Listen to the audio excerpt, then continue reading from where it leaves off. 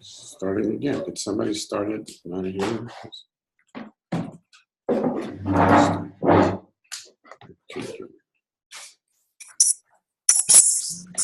Oh. Listen, we got Elias Mizrahi and 6 feet of snow. You know, this is definitely. Where are you? Wow. Not. I'm assuming not in Florida. Oh my gosh! Oh my gosh! We got a Gershon. Is that really J.D. Gershon, or is it only a name? Is it a real thing? Nah, it's just a name. He doesn't.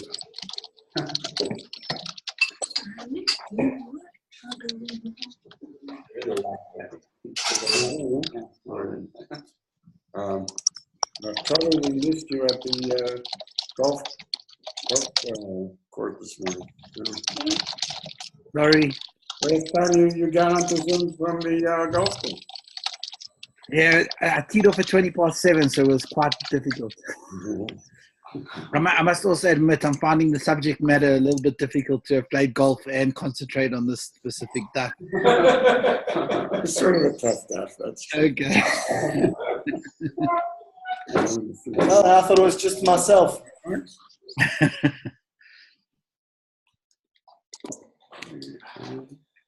Kind days. So we need every few years, maybe something like that. It's always good to start again fresh. Okay, I guess we can turn that. Nice to meet you. Did you get the Dropbox thing? You right there? Listen, say.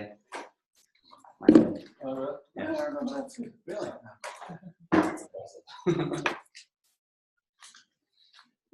There's an ancient iPad. It's very slow. Keep on my virtual presence in the share. I don't usually do it. I'm usually ready. Timing is. Here we go. No, forgot to create a PDF. Please. Sorry, guys.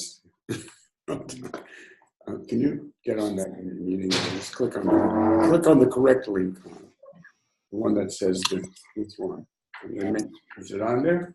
It's the most recent one. Is it on there, Moshe? The correct link on there? Well, we should put it on there. That's older, yeah. So, all right, 1 second here. Well, that's not the right link anyways. Yeah. That's a daf link. Yeah, no, you don't want to touch that. Send it to my email. My email's open on that browser. Yeah, I see that, but where? No, I'm saying Yeah. or I could send it.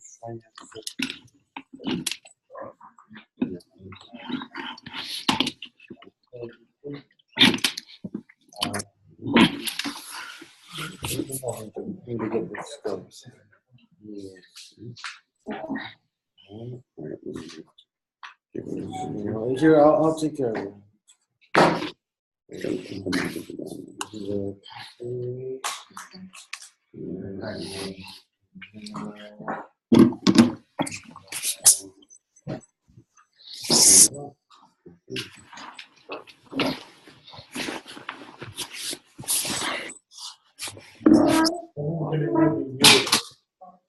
I'll be yeah.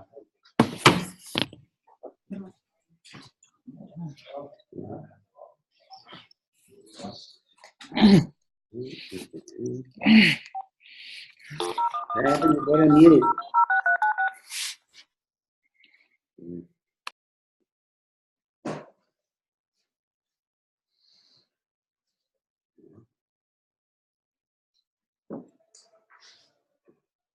Hi, folks.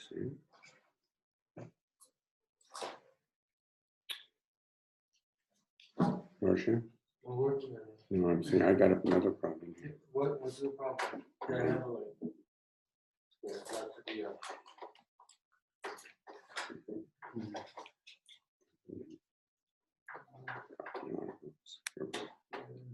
trying to remember what other interaction we had.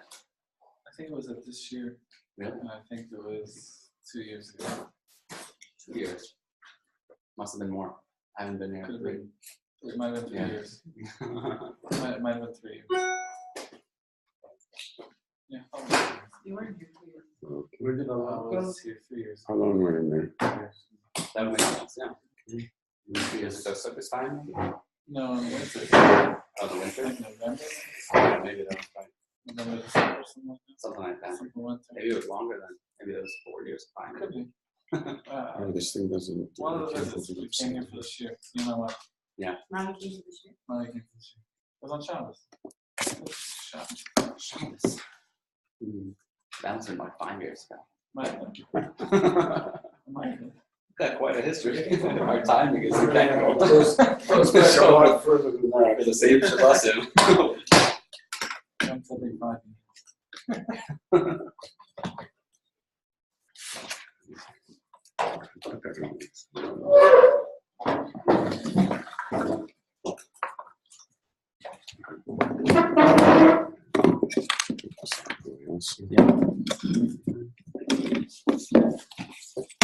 Wait, no.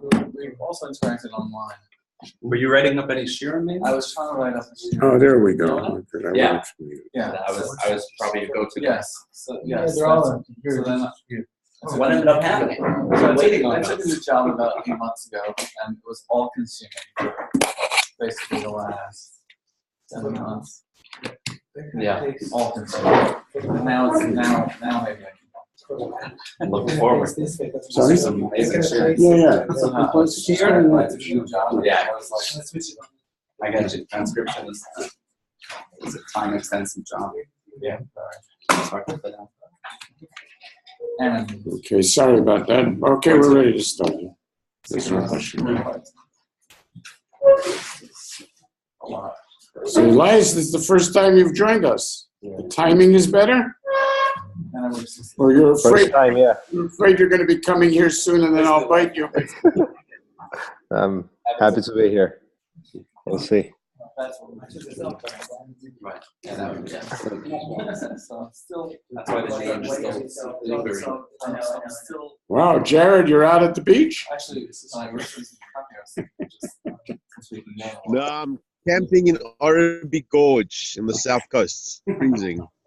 All right. Just going out at night. Another wonderful alternative. Okay, we're ready to begin.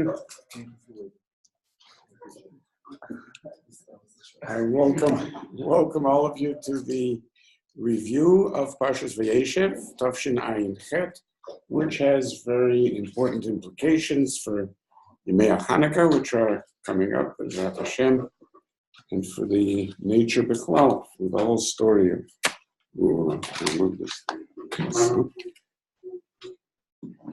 So, I mean, yeah, I'm not going to spend a lot of time giving you the classic introduction about how the issues of this parsha are the issues which impact all of our history and that end up creating a rift between Israel and Yehuda and describe the development of Yosef and Yehuda, the Benin of Beis Hamikdash, special relationship of Yehuda and Binyamin that comes out at the end, which turns out to be an actual civil war in which we end up in the vision of the Nevi'im, Basilovo, we end up with the beautiful idea of the Eitz Echad, Yehuda and Yosef, they join up magically in the hands of the Navi. So that it's very clear that the reference is back to these things, and that means that the issues that we need to deal with here are things that definitely continued on throughout the history of Klal Yisrael. We know that very much the elements that came out, I have no idea what that is. It's a ghost or something. The elements of Hanukkah themselves, the elements of Hanukkah themselves are also introduced here in many, many subtle ways. Again, these are things that we've spoken about on so many occasions. I don't want to waste your time. Please Going- find patterns in time, body make. Well, if you can get hold of the patterns in time where Hanukkah would definitely get you ahead of the game. There you go. There we go. That was a word from our sponsor. How many of those you got for sale?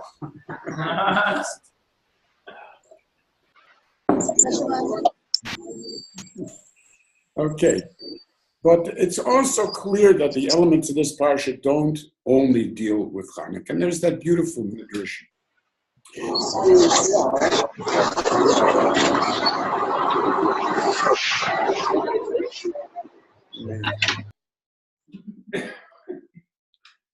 There's the beautiful midrash that we've spoken about so many times that points out the incredible way that the parsha really is just a parsha which everyone has lost their way. Nobody knows what's going on. And the Moshe of the Medrash is, Yadati machshavotechem. I know exactly the way you guys think, and I know the craziness of how it is that you think. And that the idea over here is that you're all very busy, and everybody's busy doing his personal life. Yaakov's got his thing in his morning, and Reuven's involved in doing tshuva. Yosef's involved in setting up a new life in Mitzrayim. Yehuda's involved in setting up a business, getting married, the whole thing. I'm busy too. Something else on my mind. What is going on over here? Someone is not muted and is bothering us. And the only one that I can see is Daniel or JD. Please take care of it. It doesn't matter. I muted everybody, and they would have to actively unmute in order to cause trouble. He's not muted. We'll give it another chance.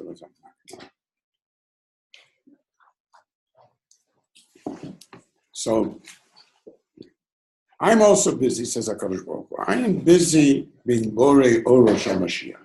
Being Borei Orosh HaMashiach, of course, seems here to be very much a subtext in terms of the birth of Peretz, and the way that in the end we're talking about over the beginning of a long 10 generations from Peretz until finally David HaMelech is born.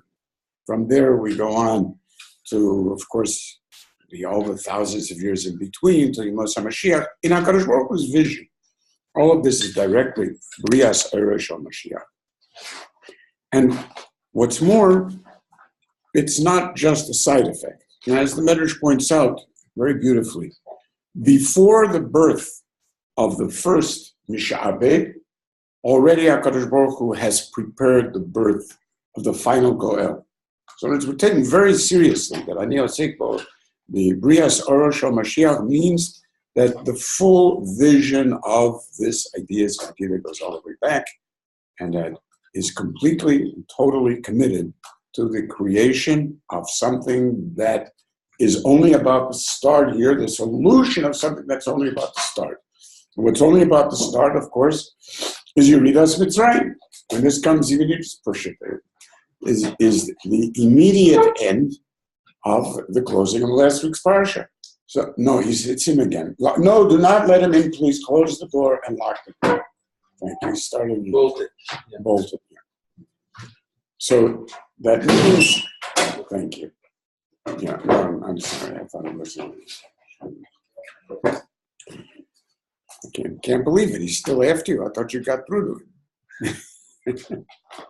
So that means that what we're really talking about over here is not just the story of Hanukkah, not just the breakdown of the Melucha, not just the implications of the Milchama between Beis Shaul, Beis David, and the interrelationship to all of them.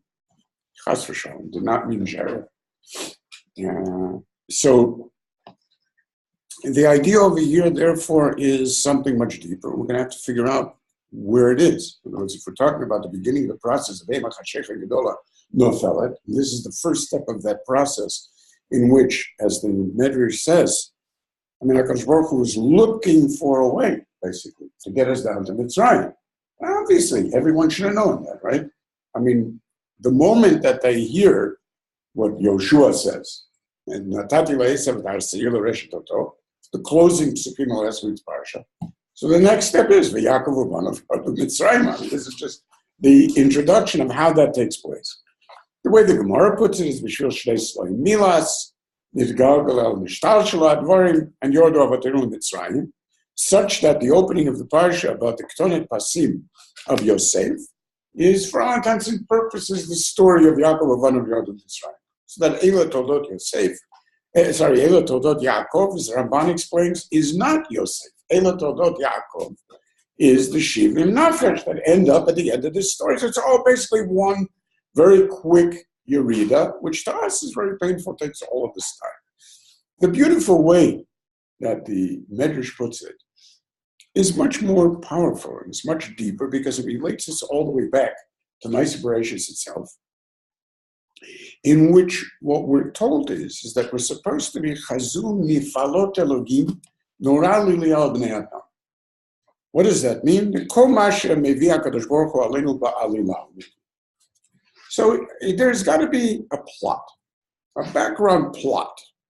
And this is Mifalot, because this is the way that he created the world in the first place. After all, when it says V'choshech al pnei tehom, what is the ultimate Choshech al pnei tehom? Not Yovan, which is a remez of Choshech al pnei tehom, but rather it's the Malach HaMavet itself. The deepest darkness that we face is the fact that the world is a world that runs down. So we have this horrible arrow of time, which isn't supposed to be there, and we're supposed to be able to be sofa lamat sofa with the Oragonos, which we touch a little bit on Chanukah, but of course that's the problem. So the real Choshech is the Malach HaMavet.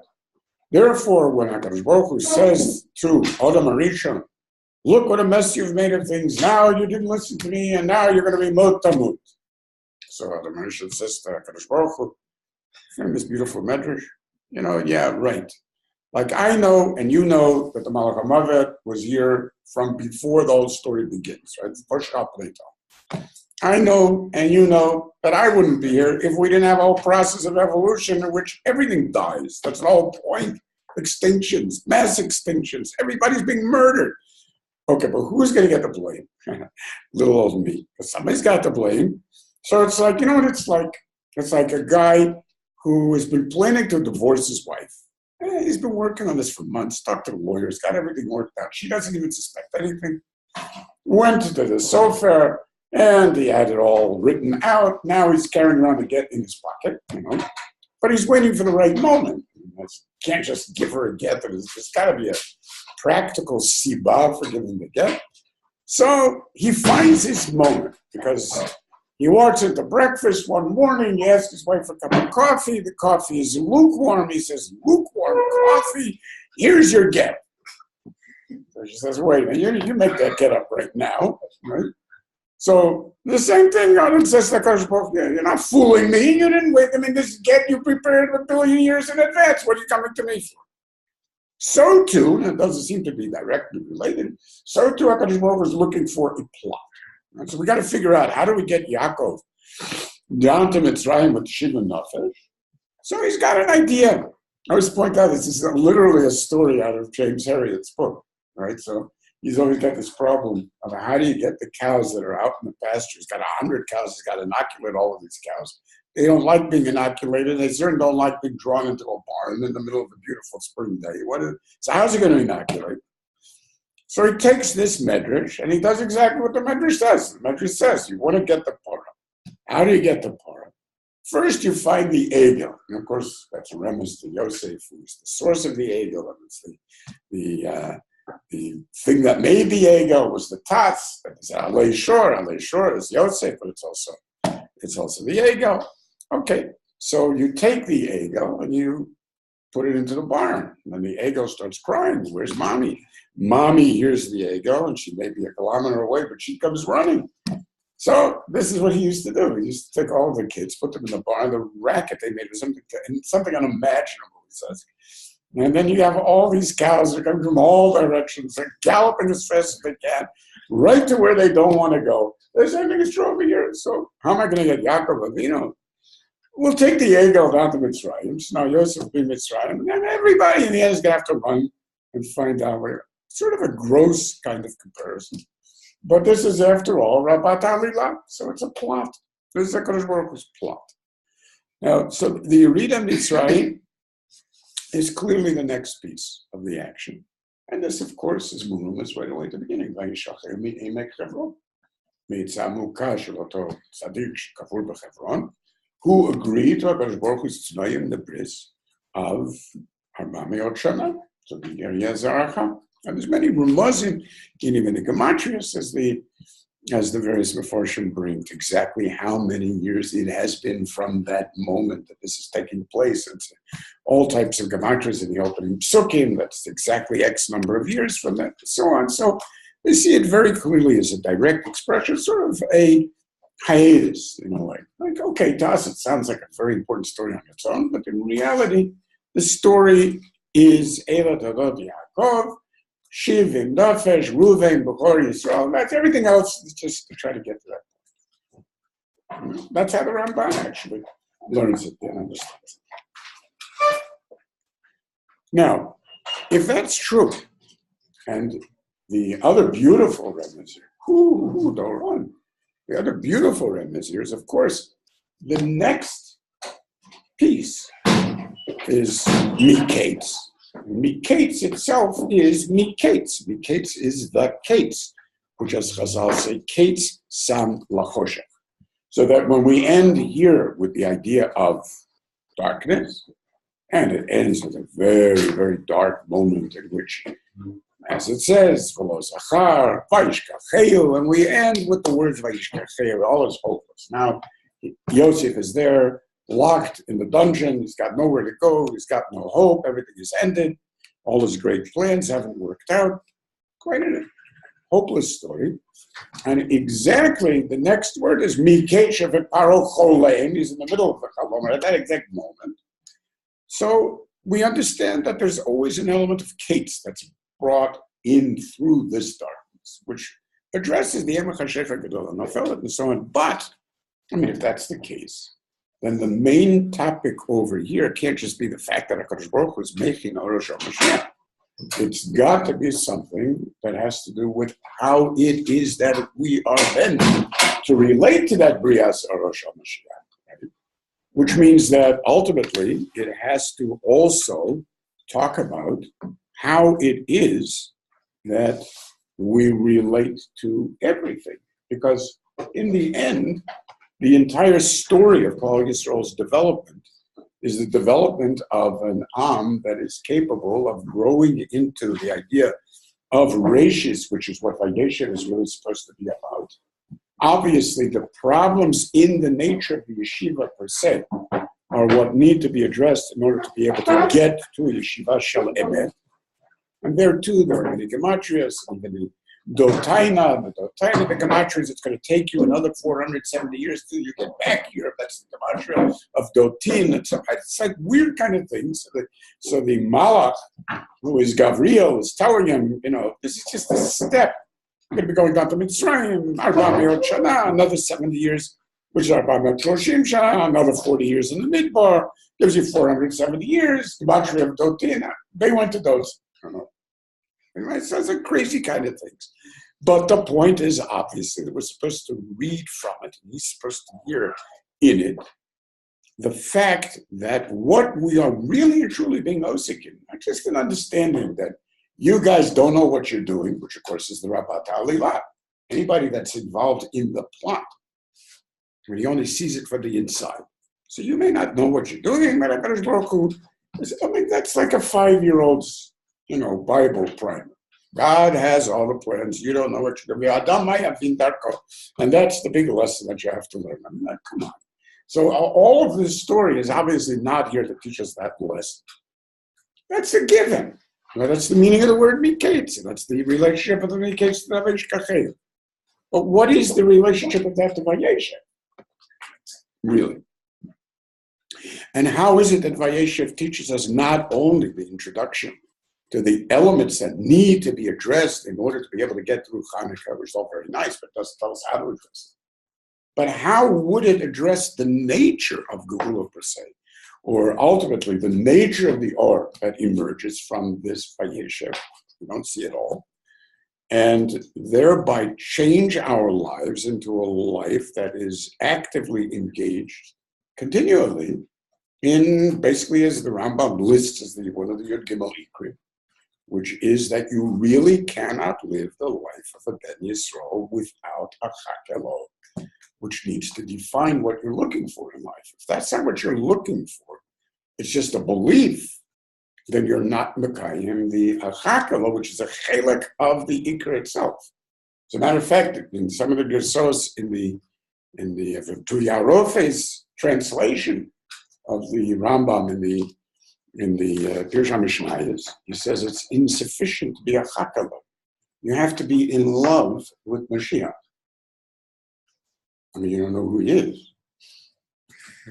So obviously the idea over here is the discovery of an existential reality that is so close and so intimate to you that you truly are in love with. It doesn't matter who it is. So in that sense of an existential connection, it really wouldn't matter whether it's an alien on some other planet, because the interconnectedness with any Ben Yisrael of any particular shape in any evolutionary history would be completely a relationship of love. It would have nothing to do with the locally shared, except on these very basic primal levels.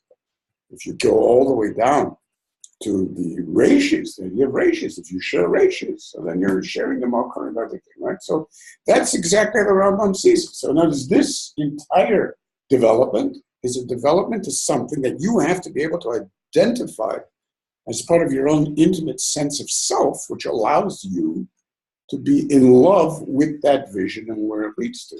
Tremendous We have some relationship with David. We have, right, that's right. That's why we have to call it David, actually. Right? I mean, that's how the Rambam introduced Mashiach. It's to be Ma'azir, Malchus Beis David, and so on. And that first vision that you had, that's the vision that you now see in its fullness. David's tale and being something that Rabbi always explains is something that everyone identifies. Yeah. That's issues of Malchus when you start explaining Malchus. So I think maybe the easiest way to deal with this is to just point out that there are many strange and standing questions that every child has. And that you learn, as you grow up, nobody ever gives you an answer anyway, so you stop asking the questions. And they're very childish and very simple questions. And obviously, if we don't have answers to those childish questions, then we do not understand the parsha. It starts with this weird thing about Yosef going around and bringing Dibat Tamra al Avihem. And what is that? I don't understand. What's the point?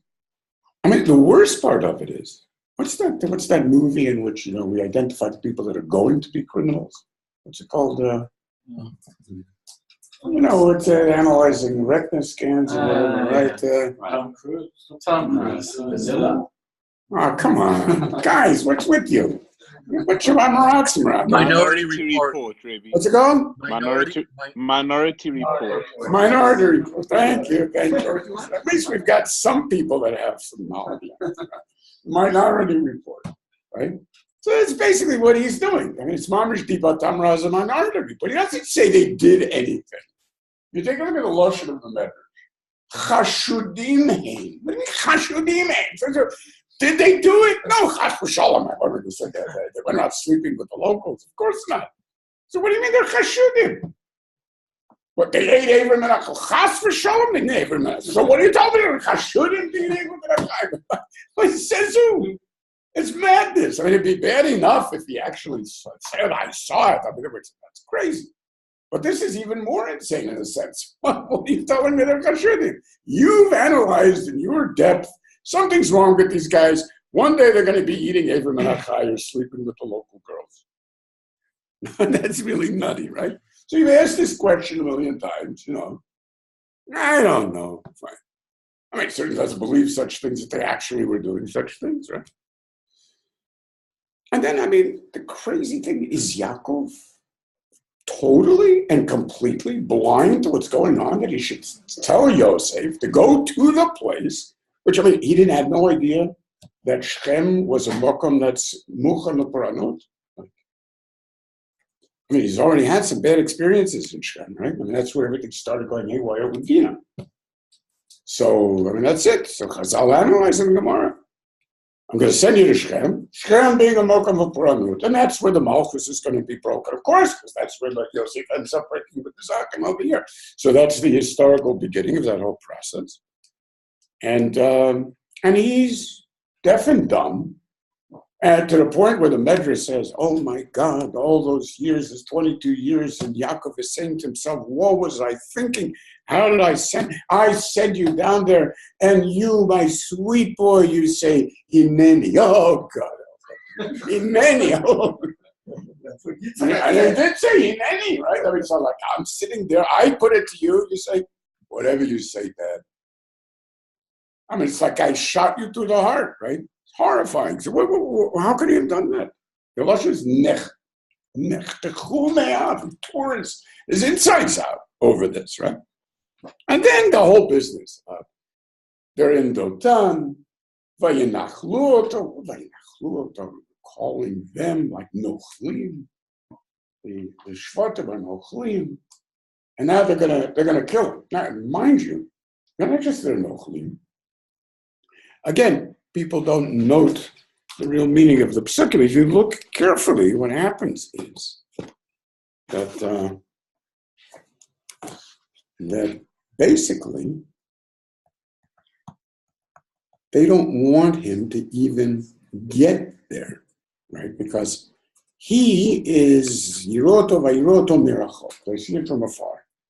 Uveterem Yigrav Aleim. But before he gets there, Vayitnaklo Tolamito. So Chazal say what that means is not that before he got there they planned to kill him. That's obvious. I don't have to say. If they see him mirachok, you could just say they see him mirachok, and so on, right? So to say they see him from afar, and even before he gets there, I mean that's the whole point of saying they see him from afar. Ela, says the Gemara, must mean that they wanted to kill him from afar. That's the point. Before he gets there, they're trying to figure out how to kill him now. But what are the plans? Well, someone has a plan. We could stick wild dogs on him, you know. So if we got ourselves some of those really vicious dogs, send him out sick. One approach. The other approach is Shimon was a great shot. All right, says Vayestimeu Baalei Chitzim. So Shimon was going to shoot him. Okay, I mean, like, why not wait till he comes? What exactly is going on with him? And then, and then they say, right? Then they say, well, looky. Ha! Is that going back to the beginning of the story? Is that following the Vayinaklu? Is that the description of the how Vayinaklu? Behold, what do you mean, behold? Just say, right? But there's something strange that's going on in that whole part of the story. And how could they do such a thing? Why would they do it? And then we've got half of the parsha is the middle parsha Ptucha that has two sections in it. The opening, which is the story of an interruption. We interrupt this story with all of its drama, in which they sell him Potifar, Swiss Paro, Sar HaTabachim. Next word should be Yosef Urad Mitzrayim. No. Wait. We interrupt this story to bring you a very important subtext. So meanwhile, back at the ranch, Yehuda opened a business. You got to be kidding. What do you mean back at the ranch, Yehuda opened the business? You want to throw that and to throw it in at the end of the story, right? Fine. We end that whole story, which is a nasty story. I mean, I said, the Gemara even wonders, should we read it in public? We shouldn't read it in public. We want the kids going to school and learning this parsha. I mean, how old do they have to be? They got to hear about masturbation. They got to hear about contraceptives. What is this? A sex education course or something? Don't read it. No, because God wants you to read it. Okay. Then we finally get back to the Yosef Urad Mitzrayim. Oh, so now, yes, we were talking about Yosef Urad Mitzrayim, huh? It's also a pretty nasty story. As a matter of fact, they both seem to be very sexy stories, which is obviously the point. In other words, weird question. Like, the Ketonet Pasim, the Gemara says, or the Medrash says, that the Pei Samach Yud Mem stand for the different times that he was sold, right? So you got the Midyanim, and you got the Socharim, and you got the Potifar. He was the one who buys it. First one is Potifar. So what does that mean? When he made the Ketonet Pasim, so the Ketonet Pasim included within it all of the cells? I mean, what a funny way to be Merambes, the Ketonet Pasim, right? So, but the truth is that the Ketonet Pasim was central to the whole idea, because it's not just Broadway that has discovered Joseph in the Technicolor Code, right? No. His father knew about Joseph in the Technicolor Code. So I mean, the whole idea is that this Technicolor Code becomes the very thing that he gets in the end from Paro anyway, right? So Paro sets him up exactly the same way. He's a sex symbol in Paro. Bonot olot aleshur. Literally, Mr. Kennedy, girls are climbing the walls. People think that's an English expression. Bonot olot aleshur, the girls are climbing the walls, is a word out of the Torah. It's not a modern expression at all. Astounding. But that means that Yaakov sets him up in that fashion, to such an extent that indeed, remember that the entire sale was to sell him as a sex slave, right? So as Rashi says, why do you think Potiphar bought him? He's beautiful. So, but if that's the guy, that's why he's called Potiphar, because Baruch Hu was Poreim, castrated him, so he shouldn't be able to bother Yosef, right? When the brothers come in, so the Medrash says they went right away to the red light district. Where else would he be? So there's even another Medrash that says, wait a minute, it's only 20 shekalim for a beautiful boy like that? Well, he must have had a rough time in that bor that was Malay Akrab. It must look awful by then. But that means that we understand that the whole thing is a function of really the Ketonet Pasim and the way that he looked and so on and so forth, which comes out clearly at the end of the story. So that means that the contrast of the ability of Yehuda to deal with Benot Haaretz, so to speak, where he ends up thinking that Tamar is a prostitute, and he doesn't pass by. Whereas Yosef, of course, is contrasted over here as the one who's got to stand up to daily in and out, hourly, as the Gemara says. I mean, she wears one dress in the morning, she wears another dress in the afternoon, changes that to a bikini at night, and then she goes, I mean, it's like crazy. She's driving him absolutely mad, right? So he is in a position in which, okay, doesn't bother me. So maybe it does bother him at the end, but the point is that he's out of this, which of course is the main issue over here that we're trying to contrast, right? Okay, so, I mean, is that part of the story in the end? That because of that story, we indeed have a resolution at the end of the decades, which is like a cute side thing? You're telling me that the Briat Oro Shel Mashiach, which of course comes from that whole story of Peretz, so that Briat Oro Shel Mashiach is introduced here as a contrast between Yosef and Yehuda, in which Yosef seems to come out better, but in the end it has to be Gashlam Yehuda, then becomes the Melech. And I'm very confused. So the whole plot seems to not be a plot line for us. And therefore, what do we learn from it in terms of the way that we're supposed to make our way through this choshech into Miketz? So, if we could look at the parashas, this presentation, right? It's not necessarily meant to be the fullest, the deepest exposition. This is the theme, essentially. The shir we gave separately, and this is which will be connected to this. This is the theme of that shir, trying to get a good grasp on what the implications are.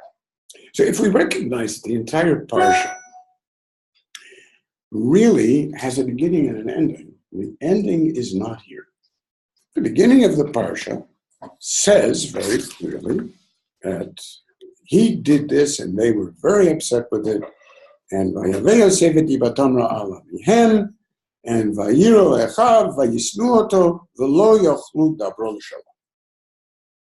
It cannot be a coincidence that 22 years later, through an immense series, we're talking about plots of Rabata Aliyah, immense series of plots that Yosef himself creates in order to put his brothers through his own plot, that the end result of that plot, the final closing words are the Acharechen Dibru Echad Ito.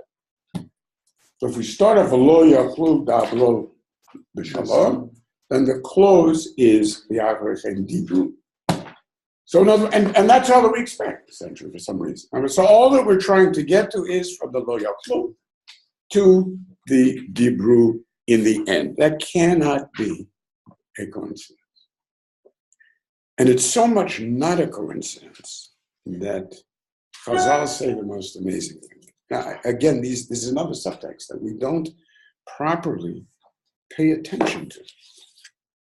If we take a look at the way in which it's constructed, what happens is that Reuven hears about it, right? And he attempts to be matzil. So, okay, we understand that that's tremendous. Of course, he was trying, but he didn't succeed. So he comes back to the bar, and Yosef's not in the bar, and he starts crying, what am I going to do? And he's going crazy. So what does it say over there?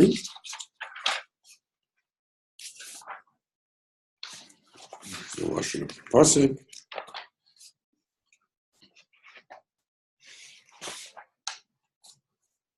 Vayeshev Reuven al habor, v'nei ein Yosef b'bor, vayikra et bigadav. The Lashon of the Medrash is Vayeshev Reuven means that the first person to do teshuvah in history is Reuven. Because of that, says the Medrash, when we get to the Nevi'us of the descendant of Reuven, who is Hoshea ben Beir, it says Tchilat diber Hashem. What's it for? Tchilat diber Hashem Hoshea. Why Tchilat of what? So that was you were matchil b'tshuva. Your great-great-grandson will be matchil b'tshuva. How is he matchil b'tshuva? Because what he said was Shuva Yisrael Hashem Elokecha.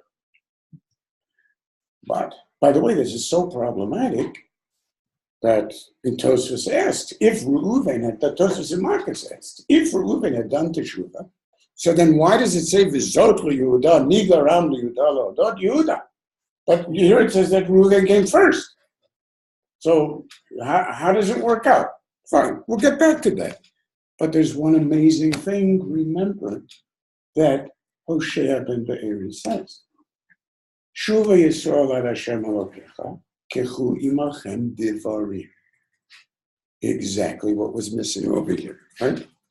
So what that means is that he's not just coming back, he is coming to address the very issue that was missing over here from Lo Yachlu Dabro, coming back to the Achraychen Dibro, which means that somehow or other, that kechu imachem divarim is an insight into the whole nature of what it means to be able to be osik in a process of geula, which is mekuyam only if in Yisrael osim tshuva nigolim, im ein osim tshuva ein nigolim. We are used to talking about the lovely issues which were merames to the nature of the geula to come. So we love quoting all of these nice midrashim, lama Gulas Yisrael Deimel, Shachar, and wow, it's so beautiful. Lamanid Maester, Shachar, and all.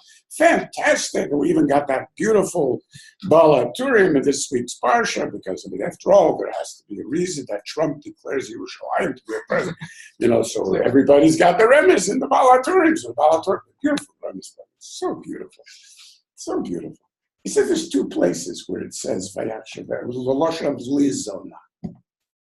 Lizona is Tamar, and Echa Haita Lizona is Yerushalayim. That's why it says, beautiful, that's why it says in Shir HaShirim, Zot Komatech Tamtala Tamar. This is the Tamar, not a Tamar tree, Tamar, because she was a Zonah, you're a Zonah. But, it says Vayeshev Zona. She wasn't really a Zonah. So what came from the fact that Vayeshev is Zonah came the entire recognition of Tzadka, and many, and this became Peretz and Malchus Beis David. So too, Eicha Haita Zonah really means that this is the way we're going to be. Megala, the Chashivas of Yerushalayim, Le'inei Kol Ha'amim. There you go, this week's Parsha.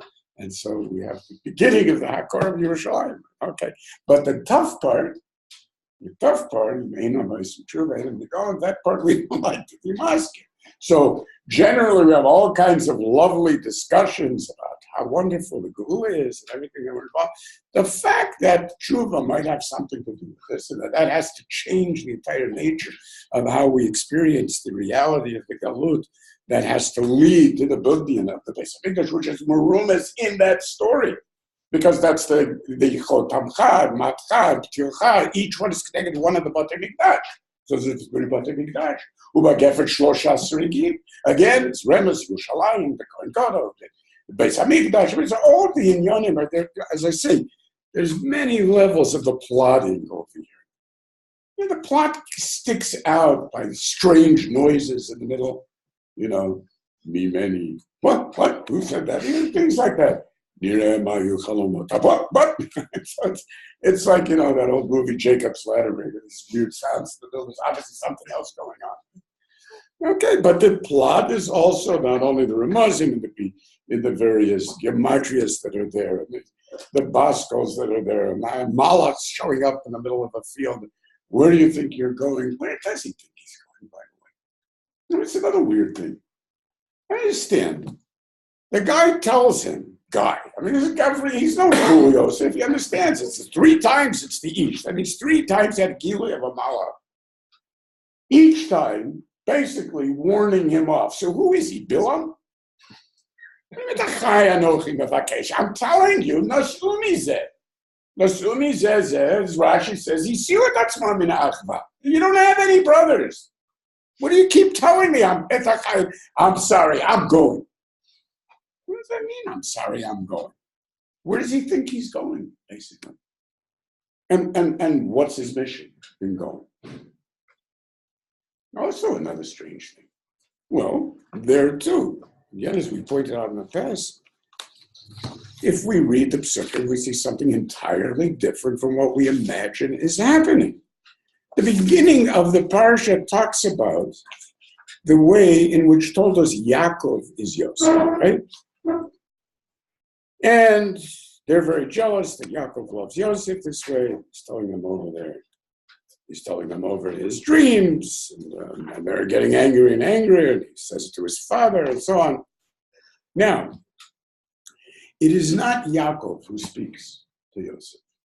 It's Yisrael who speaks to Yosef. Remember, it says Yisrael, it means that there's a different vision and perspective of what he's trying to achieve. But listen to these 2 psukim, and you'll see that they are absurdly redundant on the surface. So we start with Vayomer Yisrael el Yosef, Halo achecha ro'im b'Shem. You know, is it not true that your brothers are in Shem? Is it not true? I'm not supposed to know if it's true. You tell them Achecha ro'im b'Shem. Tell me Achecha ro'im b'Shem. Halo achecha ro'im b'Shem. What do you say? L'chavish l'chacha alehem vayomer lo. Okay, hineni. Hineni means, all right, I'm on my way. Vayomer, so now Yisrael says, oh, well, okay, you agree that I should send you? Yeah, okay, so I'm going to send you. I just said, I'm on my way, I'm going. I understand, what do you mean? That's what you told me before. You said, I'm going to send you. So then when I say yes, then you turn around and you say, okay, here we go. Formally, it's got to be so formal for it, right? Dora's not smiling. I'm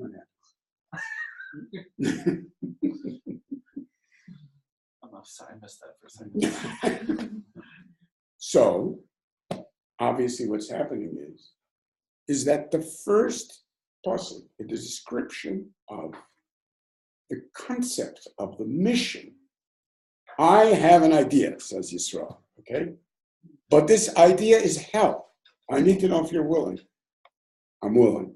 Okay, then this is what you got to do. I want you to go down. It's clearly, there's no other way to understand it.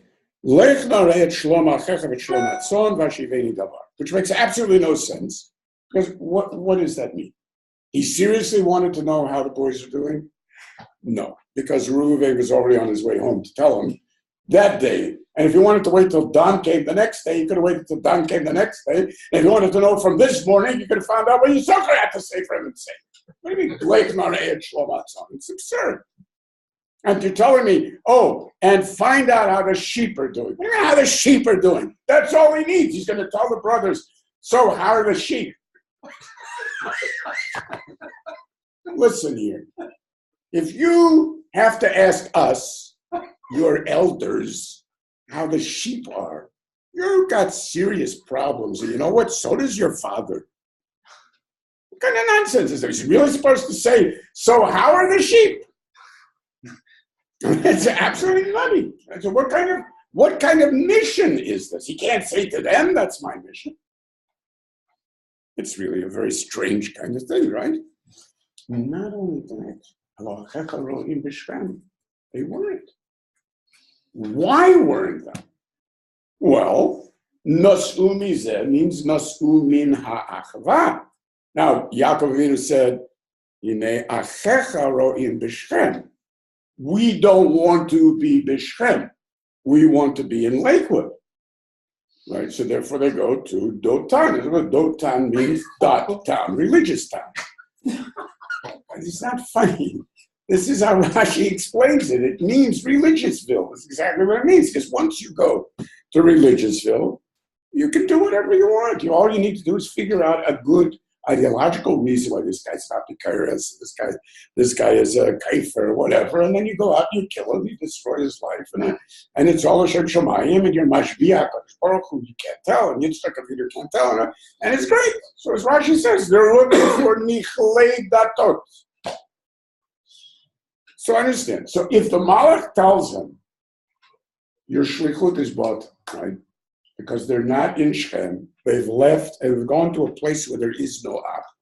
Nas'u mizeh. The other lashon is mizeh, is mi-zayin, which is the Yud Beit Shvatim. You have this vision that there's Ach in the Yud Beit Shvatim. There's no such thing. And because of that Nasu, there you have the Remez, 407 years to get back there. Don't go there. Et achai anochi mevakesh. I know better. I am going. Why know better? Why not that this is what I committed to my father? Because you didn't. You committed your father to go alohachecha ro'im b'Shechem. Not to mention the fact that there's a little 2 dots on top of et son aliyah. And what do the 2 dots mean? Don't read et. Why? Because remember the subtleties of et is that it's a preposition that is unique to Lashon HaKodesh, which implies a profound relationship between the intention of the person who's engaged in the verb with the object. But then it would imply, if they were really being roa et hatzon, that they really cared about the tzon. So we take out the et to let you know they didn't really care about the tzon. They were lo holchu elo lir'ot et atzman. They were surfing. So the fact that they had the tzon was just this thing that they were doing, but it was not what they were involved in. In which case, the last thing that he needs to do is to ask if Daddy wants to know how the sheep are doing, because he really knows that you don't care. Well, what is that supposed to mean? Suppose, if this mission makes sense, right? Suppose that they have figured it out too.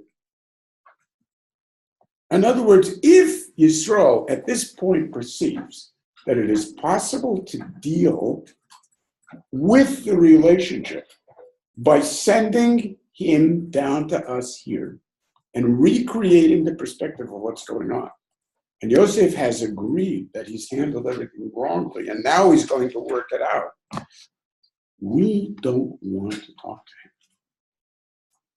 So Nas'umi said, the reason that we're leaving is because we don't want him to come. So now when he's coming to Dotan, he's like, oh my God, the stalker is coming here. He's coming all the way up here. We ran away from him to get away. And he's following us here. Well, we're not going to speak to him. Let's shoot him from afar. You think this is a small issue? The same exact thing happens to Dasan Vaviram and the other Pnei Reuven. When Moshe Rabbeinu says, let's discuss it. Come on up and let's discuss it. Lo na'aleh. So the Medrash says, why lo na'aleh? Because they said, listen, Moshe's a very smart guy. So if we'll go up there, he'll probably persuade us that he's right. What a disaster. Horrors. He's right. We can't afford to even go up there. So let's shoot him before he even comes. So you think lo yachlu dabro l'shalom is simply a question of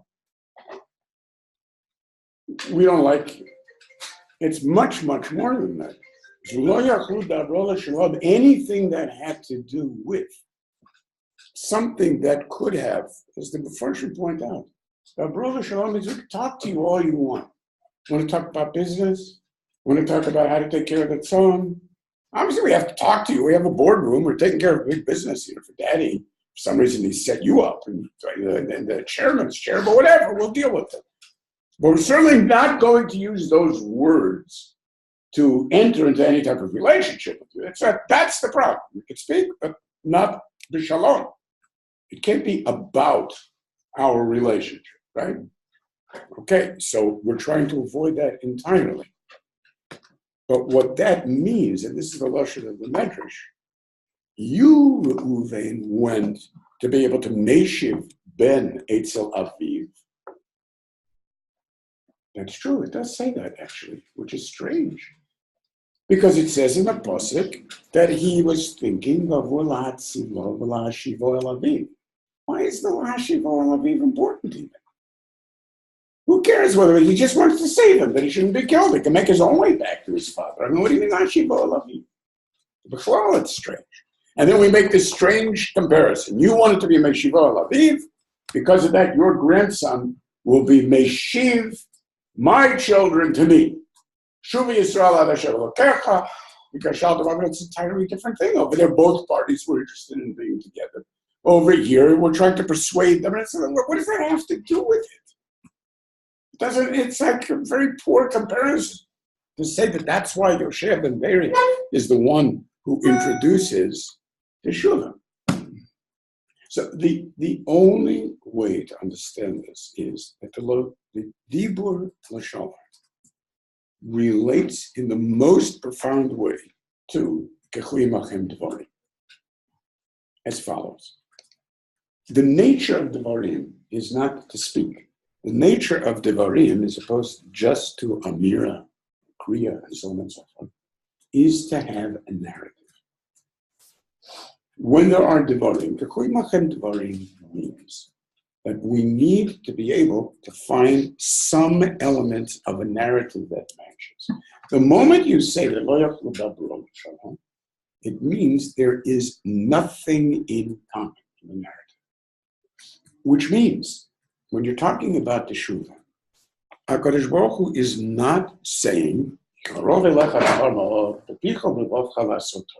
which you think means, oh yes, everybody can do Teshuvah Shlema, it just takes 1 second, all you gotta do is say Vidoy, and I'll never do this again, and there you are, white as snow. Everybody does this after all, every Monday and Thursday. It's have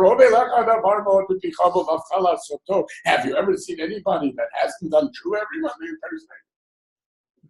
No, obviously that isn't what it means. So what does it mean? So you have exactly the same question about what does it mean to do Teshuvah on Yom Kippur without mentioning the Chet. What does it mean to do Teshuvah on Yom Kippur, in which Ikra Shavida is, look, we're not so stupid to say Tzadikim Anachnu, V'lo Chatanu, Aval Anachnu Chatanu.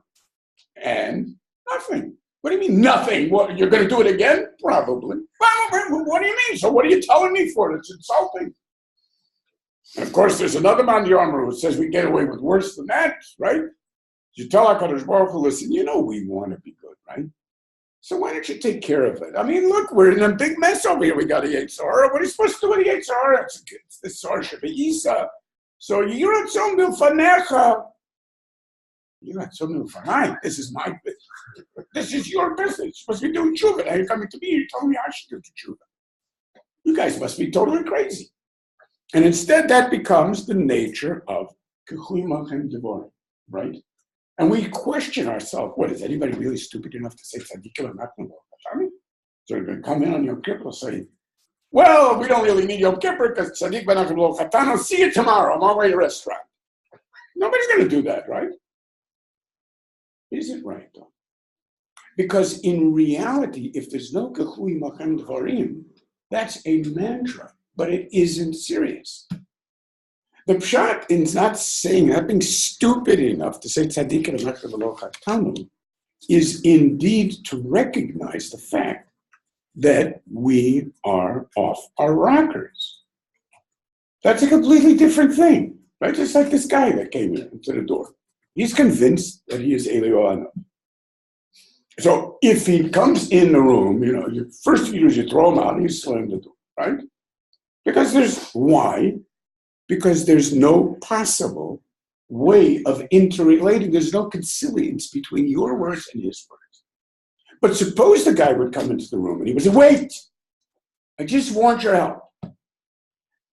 What's your problem? Look, I know I'm not Elio Anovi, but I believe I am. Now, what am I supposed to do? I'm obviously insane.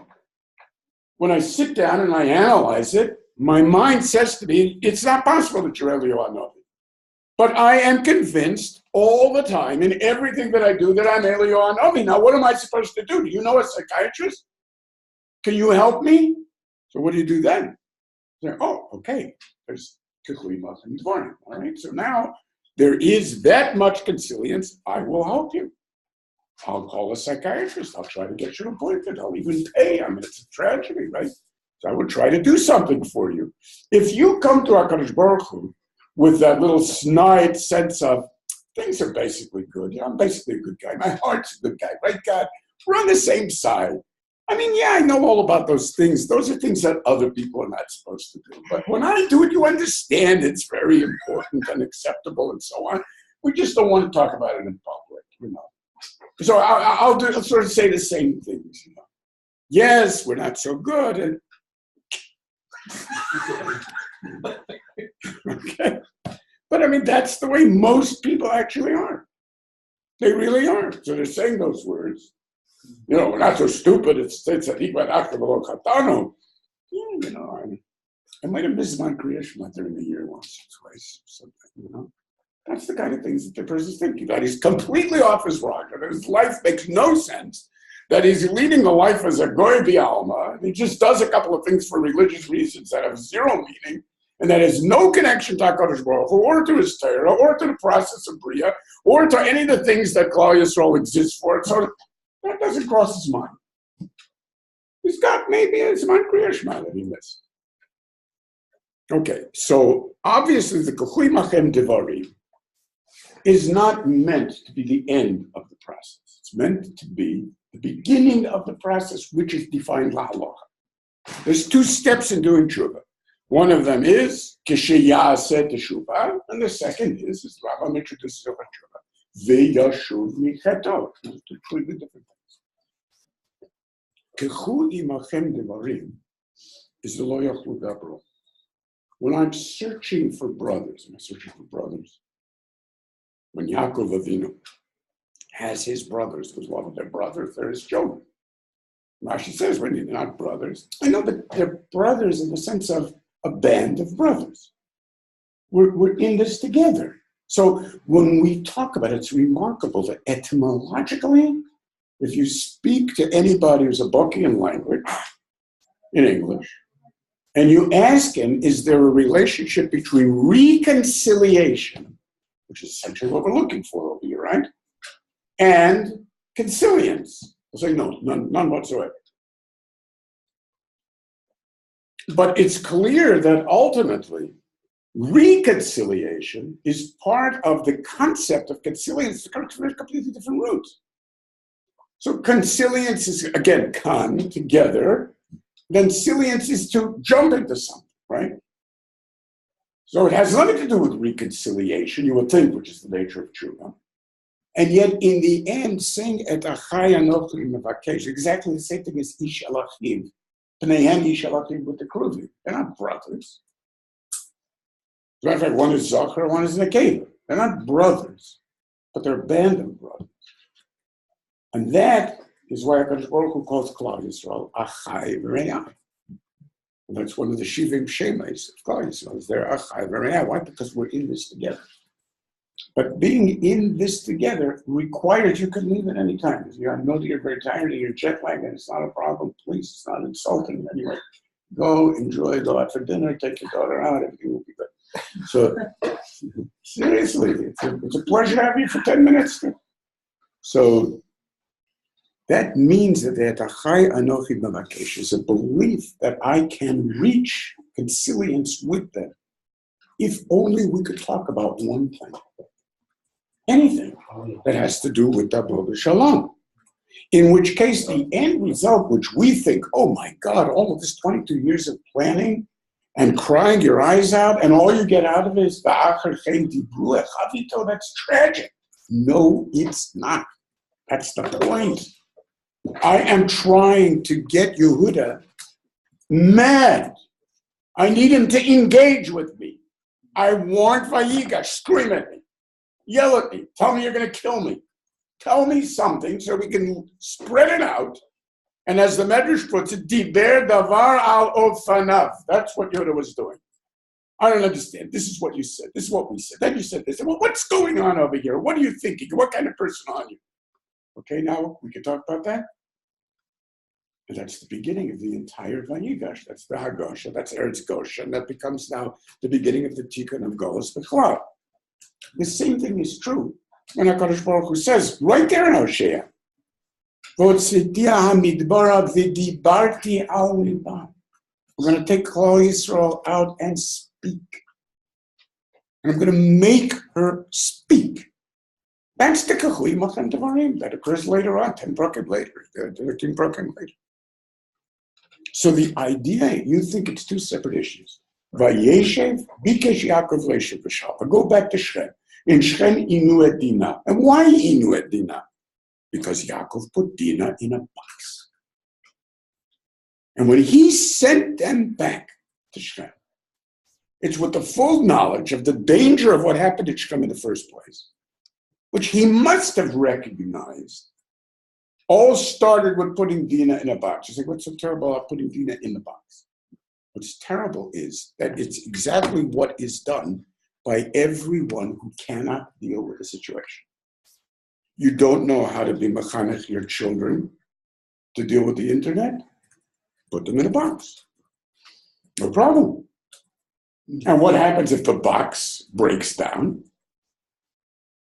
We got to try our best. That's how we try our best.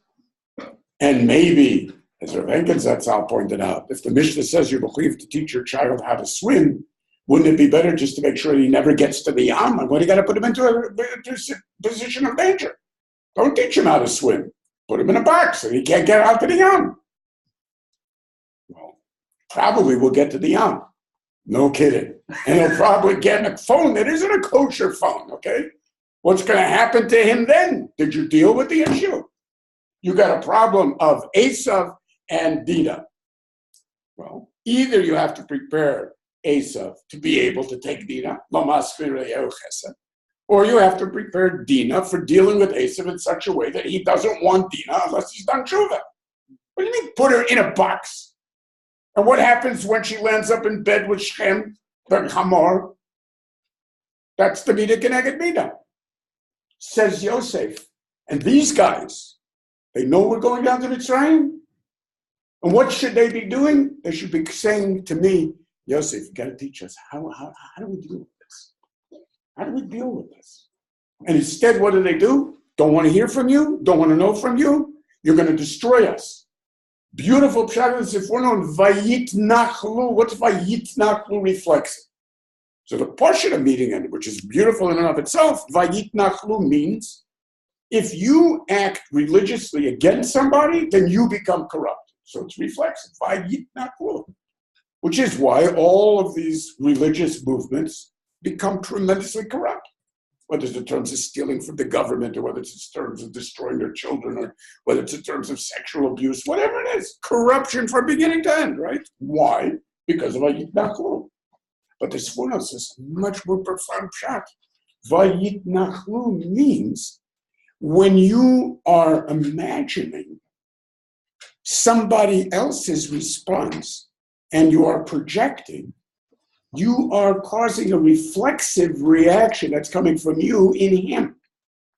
And he brings rayas to it from other places where the Torah uses the reflexive in this way. which means that they projected their vision of what they were doing. This is what he's trying to do to us. He's trying to destroy us. So vayitnaklu, in him. Amazing, right? So that they basically were responding to him according to the narrative in their minds of what he was. And all along, I'm trying to share what it is that I deeply care about with you. And to you, it's all part of the same narrative. Oh, yes, indeed. Oh, it's all about you. You idiots are going to be bowing down to a Avodah Zarah, which is Helen. Yeah, who's going to make the Avodah Zarah? This is the Baal HaCholomot, Zesofo Levi and Baal. Everybody's talking against each other totally. And he said, you got to be awfully stupid to provide an audience for your Rav Ben Avat, dum-dum. So that's Vaya Ma'almim Alumim.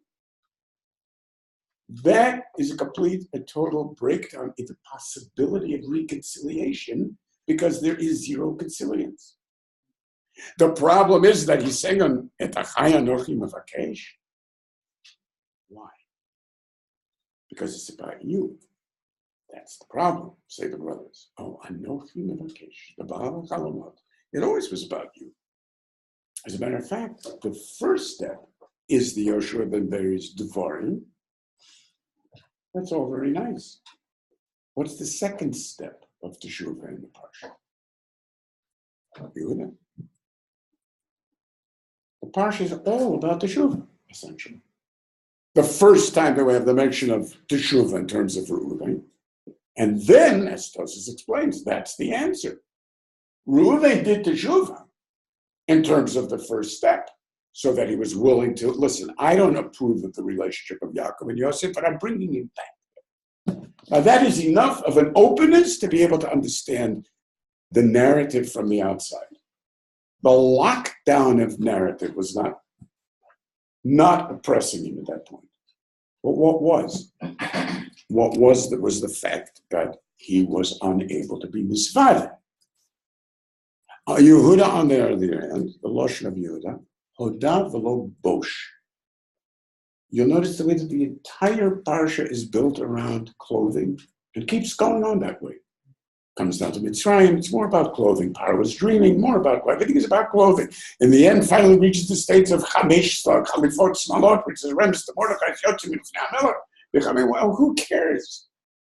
But that Hodav v'lo bosh, the Gemara says, Bosh is lavosh, which is what you wear. What is called lavusha. Then that means that there's two ways. The original velo yitbashashu in Gan Eden, as compared to velo bosh, which would have meant that you wouldn't have wanted to say vidui, is because there is a busha that is protective of yourself and the life that you're living. So what creates that lavush? It's your narrative that creates the lavush. This is the life that I have defined. So because I've defined it like this, it completely wraps me, creates the envelope of my life, and it is exactly what he did to Dina. That's what we do to ourselves. We put ourselves in a box. I'm not going to deal with that, and I'm not going to deal with that. And I'm not going to be open to the possibility that there's a completely, you try to discuss something which you think is a mere intellectual problem. You know, as you go over to something, do you believe that we can discuss the possibility of evolution? I understand. Well, because since it's also to discuss, well, I don't have to face up to the discussion, obviously, right? But this is true on every level. It becomes part of the personal narrative that is violated, and because of that cannot be, forget about conceded, it cannot be begun. But the other astounding assertion of the Parsha, we're used to thinking the problem over here is a problem of kind of things that are very primal psychological issues, right? So they're claiming he's pretty boy, and Yerovam is going to ask mi barosh, and so on and so forth. Whereas he's saying, they're chashudim. Why are they chashudim? Of course they're chashudim, he says. Because does it not say, Mokom shabal tshuva omdim ein tzadikim gemurim yechol My brothers are all tzaddik and gemur. That's their problem. Because what happens if they do end up in bed with one of these pretty girls? I'll tell you what's going to happen. They won't know what to do because they've never confronted the issue. Only a Baal Tshuva, Shimon in particular. only a Baal Tshuva is capable of thinking about this issue. Which is why Vayeshev lezona, the Malach puts you into that position. What are you going to do now? Therefore, I'm not saying chas v'shalom that tzaddik and gemurim. I'm saying, but when the box breaks, they're chashudim. I'm not. They are. I'm not, because I was brought up to deal with the internet, not to be in the box. But what happens to the child who never saw the internet and suddenly is invited over to a friend who's looking at pornography in his living room? He's shattered, devastated. The other one is saying, what are you looking at this crap for? Please, I'm going home. And that's exactly what happens. I'm not interested. So the entire idea of where will you be successful has to be when it runs counter, and this is the Vayeshev. Kol makom dichtiv Vayeshev eno ela lo shitzar. Vay, that's such an issue. Because the Bikesh Reshev B'Shava means let other people deal with it. I don't want to deal with it. So if it's going to be Yosef, fine. So let Yosef deal with it. Yosef, I have an idea. They're in Shechem. That's where we got into trouble in the first place. I think you can handle it. What do you say? Hineni, great. So this is what I need you to achieve.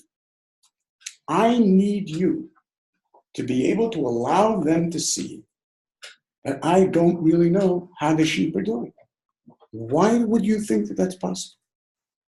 I need them to recognize that despite the fact that I get a full report every single day, I don't know about them. I don't know about the sheep. It's like we're living in different worlds. But that means that there has to be at least an opening to Ach. And it can't be about you. And all that they see is that here he is. The stalker is here again. We go out of our way to make it clear we don't want to discuss anything. You get that through your thick head or not? So what are you coming over here to Dosen for? Don't let him get near. That's the pshat. Exactly the same as the Bnei Reuven. Why? For the same reason. Al devaro. Chashudim. That's exactly why they're chashudim, because of this exact issue.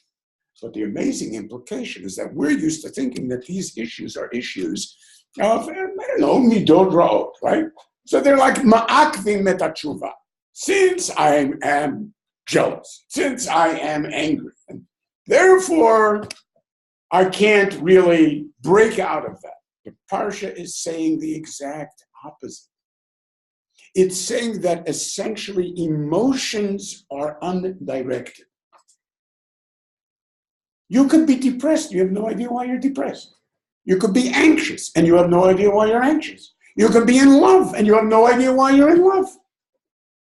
So what actually gives those emotions any type of vector so that they have ability to achieve something for good or for bad? Narrative. It's the other way around. It's the lo yachlu dabro that was the problem and not the midas. That's the amazing thing. So it's the exact opposite of how we see everything. Which means that, and this is why, of course, the Rambam talks about midos as deot. It's always about the way in which you perceive and relate, which is the nature of das, to the world, Bechlal. So that idea, here he is. We knew he was going to come, right? So that's the idea. Okay, so now what are we going to do? This, again, his lashon is so beautiful that we don't have much time. So what this means is, therefore, that all of the power of narrative, which, by the way, has become since the 1980s or 1990s, really, it's become a major approach in psychology, narrative psychology. So that instead of all of the other issues, which psychologists and psychiatrists spend all their time dealing with, it makes much more sense to try to get the person to recognize tell us what your life is. And that never has anything to do with what anybody else would have said their life is. It's an amazing thing. So they have a narrative about their life which subsumes anything else that happens, including their memories. They remember things that never happened. They interpret things completely different. It's an incredible thing. And this is part of the human condition in the most profound way. So that means that being part of the narrative, it becomes mamish narrative. If it's in terms of, let's say, the Haggadah Shel Pesach, it's in terms of identity. It's Higadati Hayom L'Hashem Elokecha Kiboti Al Haaretz. It's the nature of my narrative of being a Chai V'Reyai, in which I am part of this entire thing. That becomes the Kechui Machem Dvorim, which is V'Holachti HaMidbar V'Dibarti Alicha. So this continued search for these steps of tshuva, starting from Lo Yochlu Gabro to Reuven, that's the first step, to Hodov, getting out of the type of busha. You know where it ends up? It ends up with Yehuda able to tell Shaul through Michal, yes, your father had amazing busha, tremendous tznius. But you know what? It was always about him. So obviously, that means that there are literally two completely different types of busha. That concept of deya, which the Rambam is talking about, das, dibor, narrative, is completely interrelated. If Moshe Rabbeinu is going to give you tochacha, to lead you to teshuvah, it can only be with Sefer Dvarim. Everything else I could talk to you about it. I could give you mitzvahs, and I could give you, but you will not share a narrative in which the whole thing begins to make sense.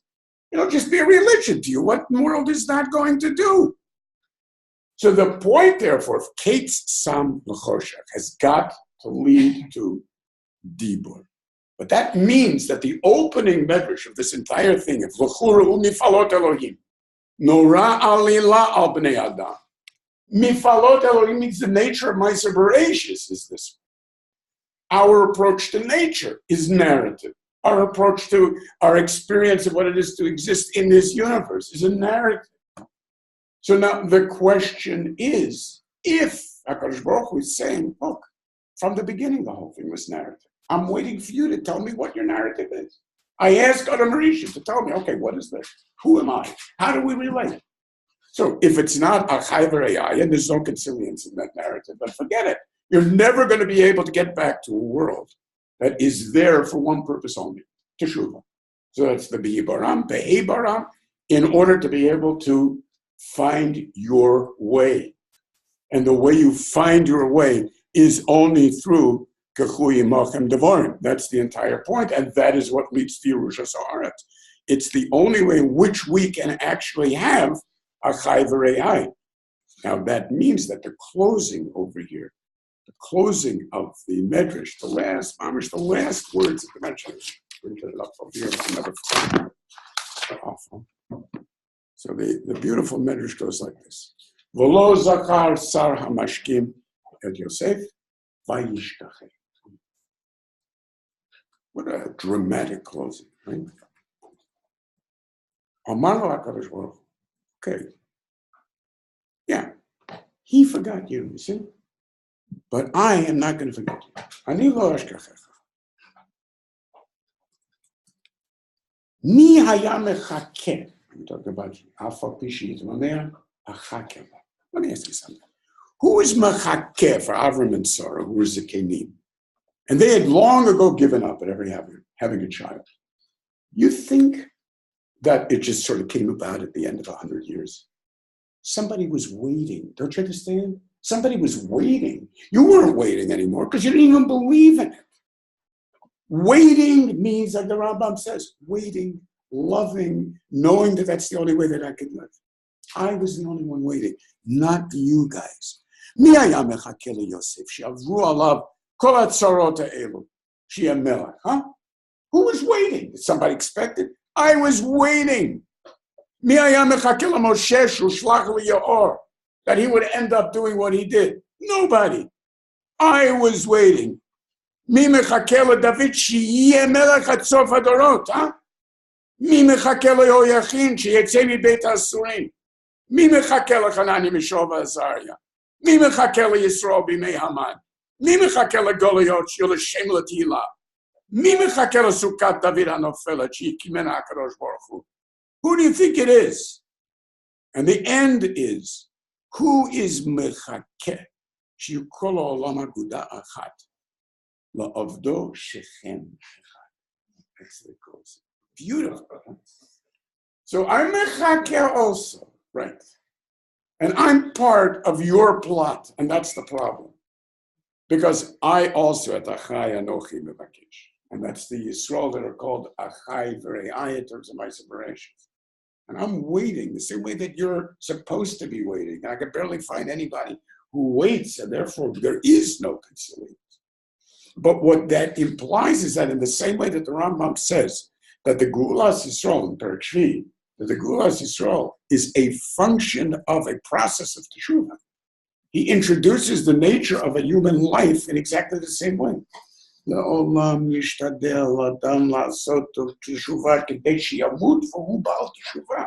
That's his Geula as such. So what happened to the Yashuv B'Cheto? Maybe he never gets there. It doesn't matter, because the Devorim that have defined his life, when everything finally clicks at the last possible instant, and there's nothing left that draws him away from reality, that's who he is.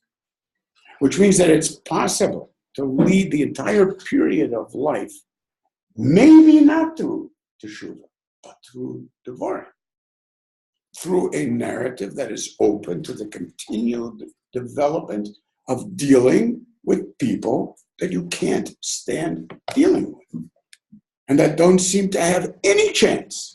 And the amazing thing is, whenever there are Devarim, it always turns out the strangest thing. Not only is there a chance, but there are remarkable overlap areas of conciliance that always turn out. And you say, that's strange, I never would have thought. And you find the most incredible Giluyim in the craziest of places. That is the story of Kehu Imochem Devorim. It's not only the Devorim of the coming to me, Veshuva al Hashem, because those Devorim being the consistency of the experience of existence among Bnei Yisrael, who must relate back through the ultimate shoresh of Bishvil Yisrael Shenikra Reishis, who appreciate that, who want that, and who know that ultimately this is the only real thing that I want, which is what we say on Yom Kippur. So you say, oh, come on, that's not true. You never do my loves. But you know that it's true that we would like to. If we didn't have a Yetzer Hara, if you weren't too expensive, we would like to. And it's really, really true.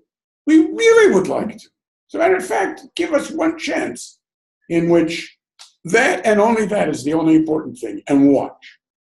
And within an instant, we find out that that's what everybody really wants. Once everything else is stripped away. And that stripping away, which they do to Yosef, in which the Gemara goes through every different beggar that they stripped him of. Vayafshitu at Yosef. That Vayafshitu has a double language. It's to strip, and it's to make things move shat, which is totally abstract, and in that sense, pashut. As simple, as straightforward, and as real in basic sense as you could possibly do. That gives us a clue as to how to lead a life that can lead ultimately to Gula, to be active participants in the process of Gula, not just to be sitting around and talking about how wonderful it would be. And not to mistake the problem as being our emotions and our laziness and our gaiva and 10 million other things, which are always the problems in our mind, and I will do teshuva maybe on those problems, without recognizing that the underlying nature of teshuva is always kechui machem devorim. Okay, we got to get into the tefillat arvit. Everybody, it was great seeing you all. Yo! Beautiful. Laila tov. That's it. We can go in next door and have an arvit. If you're very good and you have questions, we can come back. But I got a feeling everybody's going to run.